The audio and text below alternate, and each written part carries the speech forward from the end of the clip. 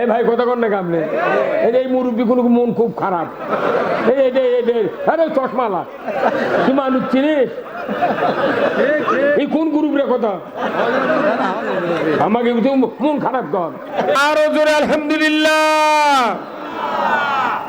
মেলা মানুষ করলেন না পারে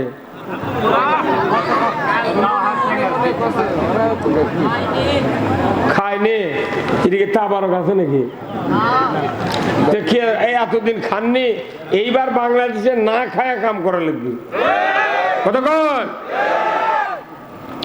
খাওয়ার দরকার নেই এবার না খায়া জীবন বাজি রেখে কাজ করা লাগবে কোন দিক দেখার টাইম নাই ইসলাম বিজয় করতে হবে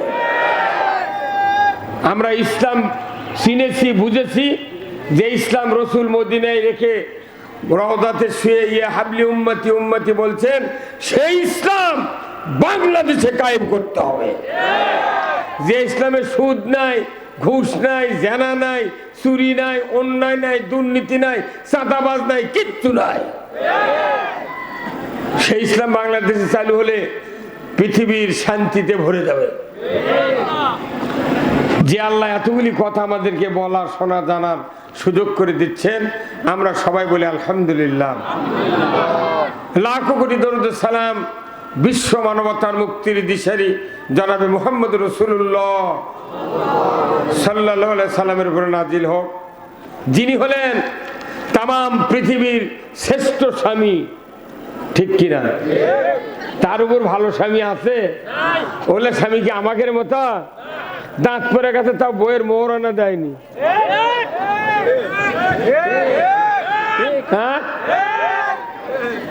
মোহরানা না দিয়েই তো মানুষ বেশি বিয়ে করছে মেয়ে মানুষ তো ঠকে যাচ্ছে মানুষ মেয়ে মানুষের তখন মোহরানা স্বামীর থেকে চাচ্ছে না তখন ওই স্বামী বিয়ে করতে রেডি হচ্ছে তাড়াতাড়ি টাকা তো লাগে না খালি কালমা পড়ালি বউ কথা কয় না পারে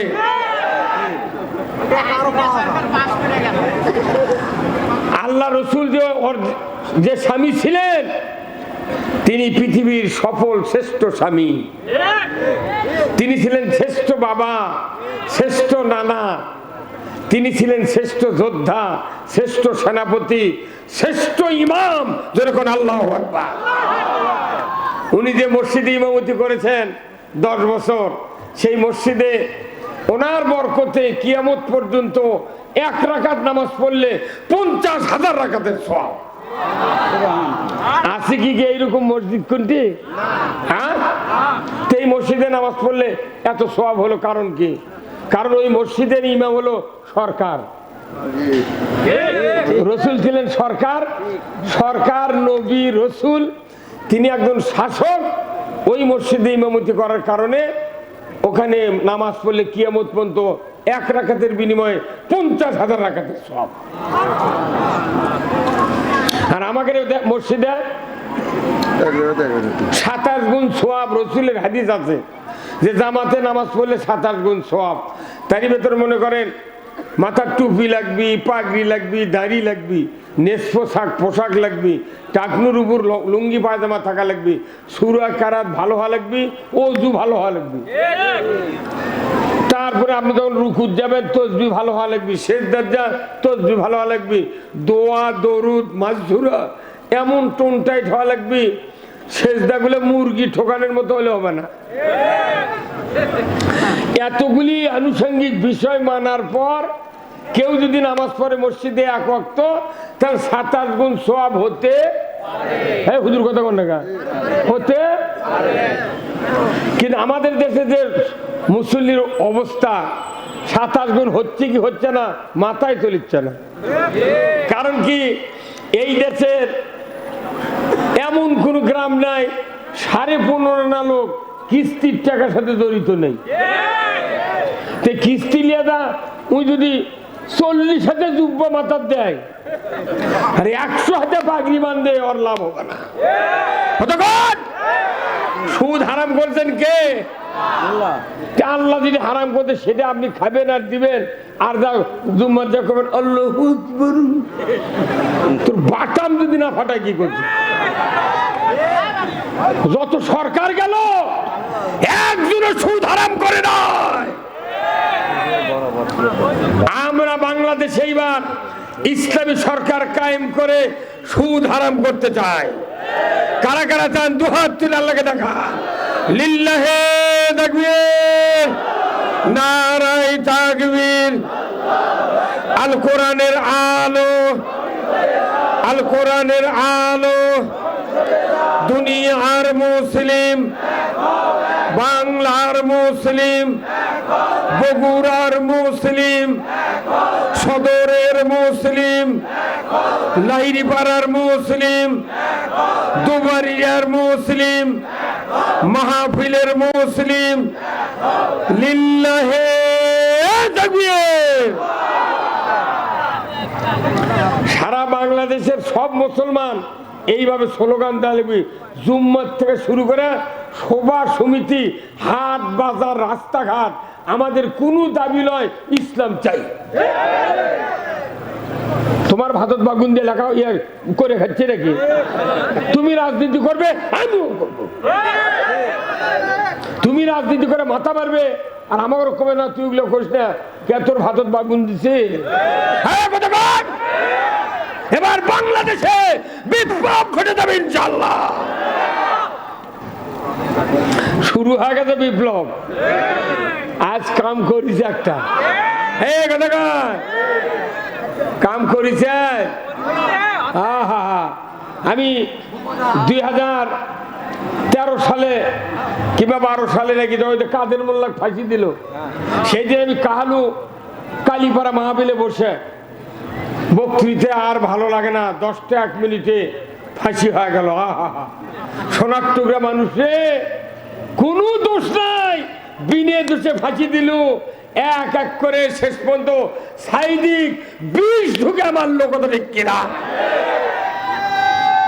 ওই সাইদি বলেছেন যে যারা আমার এত বড় সর্বনাশ করলো, এত বড় ক্ষতি করলো, আল্লাহ তুমি জাতির সামনে তাকে ন্যাংটা করে দাও, উলঙ্গ করে দাও।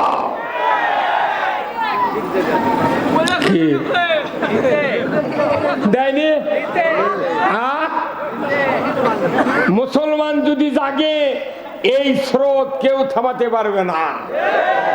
আমরা এতদিন ঘুমেছিলাম, এইবার আমার জাগ্রত হয়েছি। যত ঘরের ভেতরে মশা থাকবি, তত মানুষ জাগে থাকবি। আমাকে মশা কামড়ে কামড়ে শেষ করছে। এই ভাই কথা কর না কামড়ে, এই মুরব্বী কোনো মন খুব খারাপ। আরে চশমালা, তুই মানুষ চিনিস? এই কোন গ্রুপের কথা? আমাকে মন খারাপ কর। অসুস্থ বুড়া মানুষের চ্যাংরা হওয়া লাগবে। ইসলাম আর ইসলাম বাংলাদেশে চায়, আর কোন দাবি নাই। যাই ক্ষমতার যাবে যাও, ইসলাম দিয়ে কোরআন দিয়ে বাংলাদেশ চালু করো। আমরা ক্ষমতার যাব না, ইসলাম ক্ষমতার দেখতে চাই। যাই ক্ষমতার যাবে যাও, ইসলাম দিয়ে চালাবে। আমরা পিএস দিয়ে ভান্তা খায় ঘুম আসবো, আজরাইল লেগে মাথা তুলবো। কি কি আমাকে টাকার বেতন খায় পুলিশ, পুলিশ প্রশাসন, এই দেশের মোট কর্মচারী আমাকে জনগণের টাকার বেতন খায়, আমাকে গ্রেপ্তার করে। আয় এখন আয়, আয় রে আয়। চোটে নেতারা কয়ে আছে, মাইক সরিতে কয় কানের পট্টি গরম করে দেবো। এখন আয়। আর একজন করছে, ওই চুয়াডাঙ্গা করছে, চোখ বাস্ত করে দেবো। এই কথা মনে আমাকে পুতুল পাশে, আর পুতুলগিরি বাবু না, এইবার ফাটাফাটি খাওয়া হবে। কতক্ষণ আমরা আল্লাহর সৈনিক, আমরা রসুলের সৈনিক, কোরআন বুঝাই দেখতে চাই। কারা কারা কোরআন বুঝাই দেখেন, দুহাত তুলে আল্লাহকে দেখান। নারায়ে তাকবীর, নারায়ে তাকবীর, আল্লাহু আকবার। আল কোরআনের আলো, সংসদে আলো, সংসদে আলো, আল কোরআনের আলো, নারায়ে তাকবীর। অনেকেই বলে যে না, তোমাকে রাজনীতি করার অধিকার নেই। তাহলে রসুল রাজনীতি করলো, তারই ওয়ারিস আমরা, আমাদের রাজনীতি করা যাবে না। আমাকে মুকুট ঘুমাই দিয়ে ছুঁয়ে ওরা করবি। তুমি কোরআন দিয়ে বিয়ে পড়াও, কোরআন দিয়ে তুমি আকিদা করো, কোরআন দিয়ে তুমি কুরবানি করো, কোরআন দিয়ে রোজা করো, কোরআন দিয়ে নামাজ পড়ো, কোরআন দিয়ে জানাজা করো, কোরআন দিয়ে দাফন করো, মুঠি তো কোরআন দিয়ে করো। তুমি একটা দেশটা কোরআন দিয়ে তাহলে তোর ক্ষতি কি? বুঝলে দেশের কথা গেলি কয় হুজুরা রাজনীতি করবি কে? তোর থেকে শিক্ষা করা লাগবে। বাংলাদেশের মানুষ এইবার জাগে গেছে, এইবার কিছু দেখবো না, এইবার খালি ভোট যেদিন হবে বুঝা দিবি কি হচ্ছে। খুব দেখা হয়ে গেছে সর্বনাশে বিনে ঘাটে বিনে দোষে মামলা খাটতে খাটতে জেলখানার বিছনা ছুঁয়ে যাচ্ছে বাড়ি। আর আমাকে করছে হুজুর জেল খাটা সুন্নত। কি শয়তান নেবা, কি এত বড় সুন্নত তুই সারবুকে চতক মাই করে দিয়ে ছুঁয়েছিস। 4 দিন থাকলে ভোগ মা করে ডাকপুরে। এই কথা কর, 14 বার জেলে ঢুকেছি, 14 বার পরোয়া করি নাই। জেল হতে পারে, জুলুম হতে পারে, ইসলাম ছাড়তে রাজি নয়। আমার রসুল এমন একজন পুরুষ ছিলেন, এমন একজন নবী ছিলেন যে রসুল আয়েশা সিদ্দিকার ঘর থেকে বেরিয়ে মসজিদে নববীর মেহরাবে খুতবা দেওয়ার জন্য যাতেন। একজন নবী, একজন রসুল, একজন শাসক আয়েশা সিদ্দিকার ঘর থেকে মসজিদে মেহরাবে আসছেন, খুতবা দিয়েছেন। এই সুবাদের রাস্তা হলো 22 ফিট। কয় ফিট? 22 ফিট রাস্তা। কিয়ামত পর্যন্ত আল্লাহ রসুলের পায়ের ধুলির বরকতে ওই জায়গা রিয়াজুল জান্নাহ ঘোষণা করেছে। নবী শাসক ছিলেন, যে দিক দিয়ে হাঁটে গেছে জান্নাত হয়ে গেছে। আর আমাদের দেশের শাসকেরা হাঁটে গেলে কুত্তো শুয়ে থাকে।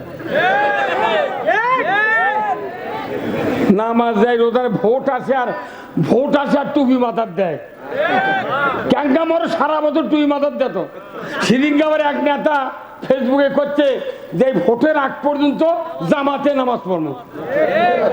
তুই ভোটের পরে কি করবো? হাই রে পাগললে, এগুলো পাগল বলে রাজনীতি করে। মুখর দাঁড়িয়ে আছে তার, করছে ভোট পর্যন্ত জামাতে নামাজ পড়বো। এক মেয়ে এমন করছে, তো তারপরে কি করবো? কি কথা বার্তা হয়? এই রাজনীতি দিয়ে জান্নাতে যাওয়া যাবে না। যে রাজনীতি দিয়ে আল্লাহ খুশি হয় না, যে রাজনীতি দিয়ে রসুল খুশি হয় না, যে রাজনীতি দিয়ে জনগণের অধিকার আদায় হয় না, এটা রাজনীতি নয়, এটা দুর্নীতি আর দুর্নীতি। একলা করলো ঠিক, আর মানুষ কি করবি?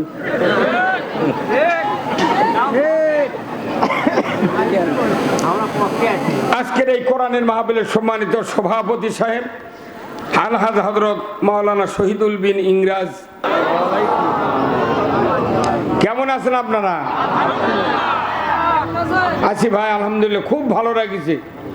জ্বর নাই, দাঁত লড়া নেই, পায়খানা নাই, লেসুরে পায়খানা নাই, ঘুম নাই, শরীর টনটনে আছে, খালি কথা করছি আর আসছি। এর উপর শান্তি আছে? হ্যাঁ, একটা হিন্দু সম্প্রদায়ের লোক আপনার কথা তো খুশি হয়ে গেছে যে 500 টাকা উনি দান করলেন, সবাই শুনতেছে। হিন্দু লোক এই মসজিদে দান করছে। ওরে বাবারে, কেউ কলজা খুন্ডি, কলজা খুন্ডি মরো ধীরে। আহারে আল্লাহ, লিল্লাহ তাকবীর, নারায়ে তাকবীর। ভালো আছেন? আল্লাহ আল্লাহ কবুল করুক, আল্লাহ হেদায়েত দিন। লিল্লাহ তাকবীর। এক লাইরি পাড়া ইউনিয়নের সভাপতি বানাই তুমি। হ্যাঁ কথা কন। হ্যাঁ, ওই ভাইয়ের নাম লিখে নেবেন, তোর মোবাইল নাম্বার দেবেন আমার। এই যত মুসলিম আছে এই এলাকার মোট উনি কাজ করবি। উনি আমাদের চেয়ারম্যান ও মুসলিমের। হ্যাঁ কথা কন। দেশ পল্টে দেবি এবার আল্লাহর রহমতে। কি কথা কন না গ্যাসে বলতে যতই চাপাবাজি করুক এই সুরত থামাতে পারবে না, কেউ পারবে না। সারা বাংলাদেশ আমরা ঘুরতেছি, কোন বক্তা কোরআনের পক্ষে ছাড়া। এই যে হাফিজার রহমান ছিল কুয়াকাটার, ইও ঘুরে গেছে, বলছে আমি এতদিন ভুল করছি, রাজনীতির কথা না বলে আরো 4 বছর আগে ইসলাম বিজয় হয়ে যেত। আলিমারা ঐক্যবদ্ধ হবে। যদি বাংলাদেশে 8টা ইসলামী দল ঐক্যবদ্ধ হয়ে গেছে, সুন্দরবন থেকে একবারে পঞ্চগড় পর্যন্ত সারা বাংলাদেশের আলিম ওলামা, ইসলামী দল, চরমোনাই, খেলাফত, হেফাজত সব এক।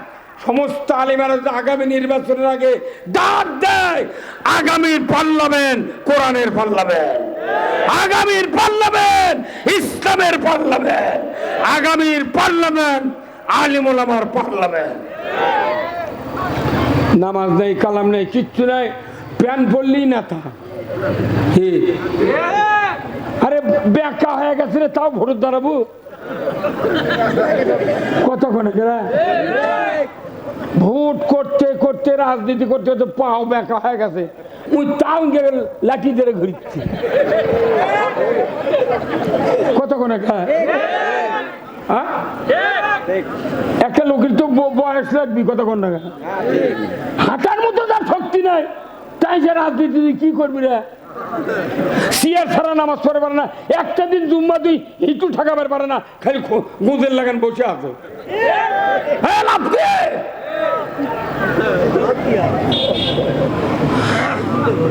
আসুন আমি আপনাদেরকে কথা বলবো, বলেন তো বাংলা এই পৃথিবীতে মখলুকাত কত হাজার? সবাই বলেন কত হাজার? তার মধ্যে সবচেয়ে ভদ্র জাতি কারা? মানুষ। যখন আমরা খবর পান না ভাই, সবচেয়ে ভদ্র জাতি কারা? সবাই বলেন আমরা। এই আমরা মানে কি? সমস্ত মখলুকাতের মধ্যে ভদ্র আশ্বাস হলো মানব জাতি, তাই না? দেখেন এই মানব জাতির আকৃতি, বিবেক, চিন্তা, চেতনা, মাথার চুল, চাহনি, কান, হাত, পা, এর চলাফেরা, ওঠা বসা, খাওয়া দাওয়া সব অন্যান্য মখলুকাতের চেয়ে আলাদা। শুধু কি তাই? এই মানুষ ছাড়া নাক আর কপাল দিয়া দুনিয়াতে আল্লাহকে সেজদা করার কোন মখলুকাতের সাহস নাই। তাহলে এই মানুষ হলো ইন জেনারেল ভদ্র। নামাজ পড়ে পড়ুক, না পড়ে না পড়ুক, কুরবানি করে করুক, না করে না করুক, কিন্তু মানুষ হিসাবে জেনারেল ভদ্র। সমাজে অনেক মানুষ আছে নামাজ কালাম পড়ে না, কিন্তু খুব ভদ্র, ব্যবহার ভালো, তাক মানুষ কোনো ভালো কয়। আবার নামাজ পড়ে, রোজা করে, ওর কথা শুনলে মানুষের কলজা রাগে ভরে যায়। কথা মনে হয়? তাহলে এগুলো সব ভদ্র, ইন জেনারেল ভদ্র। এই ভদ্র জাতি আল্লাহ তাআলা কোরআনে বলছেন, 2টা শর্ত যদি তোমরা অর্জন করতে পারো তাহলে আমি তোমাদেরকে উৎকৃষ্ট মানে পৌঁছায় দেবো। যেরকম সুবহানাল্লাহ। এই ভদ্র থেকে উৎকৃষ্ট হওয়া লাগবে। কার কথা? ওয়ানোর থেকে কোথায় ওঠা লাগবে? ওয়ানোর থেকে টুয়ে পেলে হয়, পেলের থেকে ওয়ান, ওয়ানোর থেকে টু। আপনি আমি মনে করেন এটা ওয়ানের ছাত্র, আর আল্লাহ বলছেন এই ওয়ানের ছাত্রকে আমি উৎকৃষ্ট বানাবো টুত তুলে। কি বানাবো? উৎকৃষ্ট। আল্লাহ কোরআনে বলছেন, ইন্নাল্লাযীনা আমানু ওয়া আমিলুস সালিহাতি উলাইকা হুম খায়রুল বারিয়াহ। আল্লাহ বলেছেন,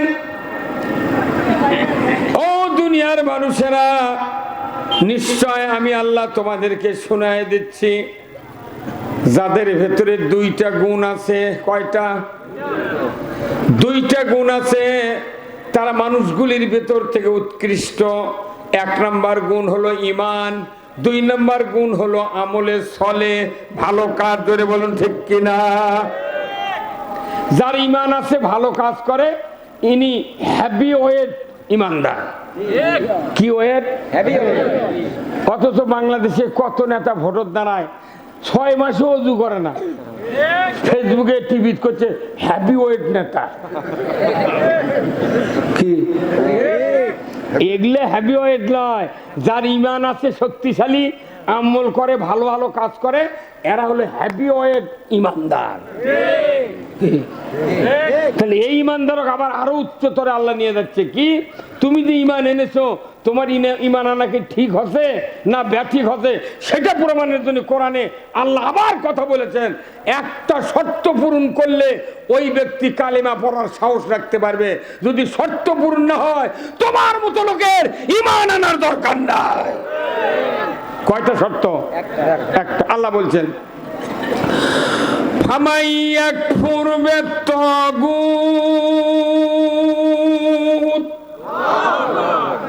ওয়া ইউমিন বিল্লাহ। আমার আল্লাহ বলেছেন, ও আমার বান্দা বান্দিরা, তোমরা যদি কালেমা পড়ে ঈমান আনতে চাও, তাহলে 1 নম্বর শর্ত হলো তাগুতকে অবিশ্বাস করতে হবে, তাগুতকে প্রত্যাখ্যান করতে হবে। তাগুত কি? তাগুত হলো ফেরাউনি শক্তি, নমরুদি শক্তি, ফেরাউনি শাসন, নমরুদের শাসন, আবু জেহেলের শাসন, ব্রিটিশের শাসন, মোদির শাসন, পাকিস্তানের শাসন, বাংলাদেশের শাসন। এগুলো কি? তাগুত। আল্লাহর আইন বাদ দিয়ে তারা নিজের আইন তৈরি করে চালায়, এরা তাগুতের খালাতো ভাই। আল্লাহ বলছেন এই তাগুতক অস্বীকার করা লাগবে, তারপরে ঈমান আনা লাগবে। তাগুতক মাথাত আছে, পকেটত আছে, কলজাত আছে, অর্থনীতিতে আছে, রাজনীতিতে আছে, কর্মকাণ্ডত আছে। উনি এই অবস্থায় ঈমান এনে জুম্মা যা করছে আল্লাহু আকবার। কি ভাই, কি কথা কোন জায়গায়? হ্যাঁ, তাগুত মানুষের আইন আগে বাদ দেওয়া লাগবে। কার কথা? হযরত উমর ফারুক যেদিন ঈমান এনেছেন, তারপরে 1 সেকেন্ড কোনদিন তাগুতের পক্ষে যায় নাই। আর আমরা নামাজ পড়ি, তাহাজ্জুদ পড়ি, হজ করি, উমরা করি, তাগুতের সাথে গপ্প করি। আরে আছে তোমার চারটা ভোট নাই, পাগল তুমি হয়ে গেছো, তোর বাটাম ফাটাবি রে হাজি। তুই হজ করবে না, কইল কি ইন্নাল হামদা ওয়ান নিয়ামাতা লাকাল মুলক লা শারিকা লাক, নিশ্চয় সমস্ত প্রশংসা তোমার, আর তোমার রাজত্ব হলো পৃথিবীর সর্বশ্রেষ্ঠ নিয়ামত। আল্লাহর রাজত্ব নিয়ামতের কথা কয়, মক্কা থেকে হজ করে আসে, তুই এটি কাক দিলি ভোট, তোর বাটাম ফাটাবি। হে কথা কয়, ওরা মনে করতে ভোট বোধহয় রাজনীতি না। আপনার সমর্থনে যদি একজন মানুষ অন্যায় করে, সে ভাগও আপনাকে নিতে হবে। আপনার সমর্থনে যদি একজন মানুষ 10টা ভালো করে, আপনার আমলনামায় ভালো লেখা হবে।